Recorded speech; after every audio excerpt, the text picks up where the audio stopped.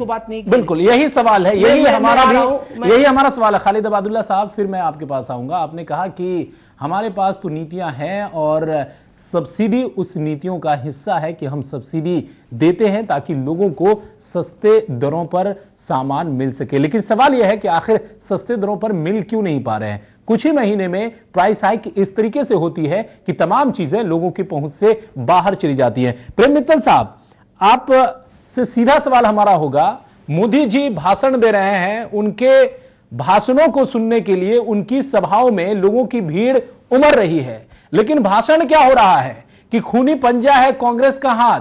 भाषण क्या हो रहा है कि प्रधानमंत्री पाकिस्तान में जन्मे, भूगोल किसने बदला, इतिहास बता रहे हैं। वो नीतियां कहां बता पा रहे हैं कि महंगाई से किस तरीके से भाजपा निजात दिलाएगी, भ्रष्टाचार से लोगों को कैसे मुक्ति मिलेगा, ऐसी तमाम चीजों पर वो कुछ नहीं बोल पा रहे हैं। देखिए, ये जो टिप्पणियां खूनी पंजा या अन्य प्रकार की जो भी टिप्पणियां आ रही हैं, जिस पर कांग्रेस के लोग ऑब्जेक्शन भी कर रहे हैं जी, तो ये सब सारी सच्चाई है। भूगोल बदलने वाली बात एक सच्चाई है, और कांग्रेस किस ढंग की टिप्पणियां कर रही है और किस आधार पर कर रही है, उसका कोई बैकग्राउंड नहीं है।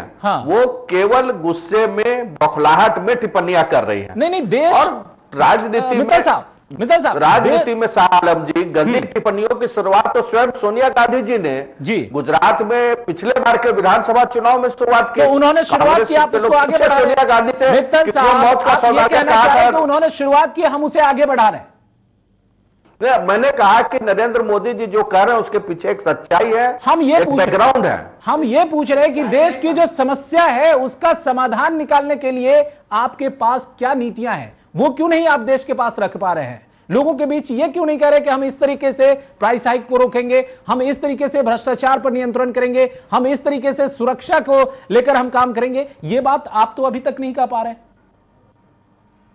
हमने पहले भी करके दिखाया है जी। माननीय अटल बिहारी वाजपेयी जी के शासनकाल में महंगाई पर लगाम लगी थी, प्याज की वजह से आपकी सरकार राशन कार्ड भूल गए थे। जो लोगों ने राशन कार्ड बनवाया हुआ था, राशन कार्ड भूल गए थे। सामान्य बाजार से सामान खरीद रहे थे, गैस की किल्लत थी, लोग लाइन लगाते थे, गैस घर पहुंचाना शुरू हो गया था जी, टेलीफोन और बाकी सारी चीजें तो हमने करके दिखाया है।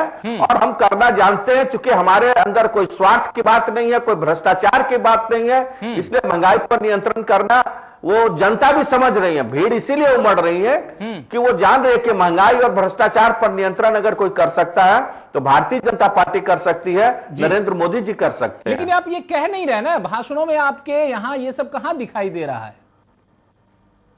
भाषणों में भी कहा जा रहा है, और सबसे बड़ी बात है कि जनता यह मान के चल रही है। आज पूरे देश भर में चुनाव का मुख्य मुद्दा महंगाई और भ्रष्टाचार है। वो तो छूट रहा है, और इस महंगाई और भ्रष्टाचार से तो छूट रहा है। जनता के सामने में भूगोल बताया जा रहा है के रूप में केवल एक किरण दिखाई दे रही है, वो है नरेंद्र मोदी, और इसीलिए लोग उनकी सभाओं में उमड़ रहे हैं। ये मित्तल साहब, ये बात आप कह रहे हैं, लेकिन भाषणों में जो वो मुद्दे हैं वो मुद्दे तो छूट रहे हैं। वहां कहा जा रहा है कि कांग्रेस के लोग मोदी को तलाश रहे हैं, कांग्रेस के लोग सोना तलाश रहे हैं, कांग्रेस के लोग मोदी से डर रहे हैं। हम कह रहे हैं कि इन चीजों की जरूरत क्या है, लोगों को बताइए ना कि आपकी जो समस्या है उसका समाधान ये निकलेगा अगर हम सरकार में आते हैं तो।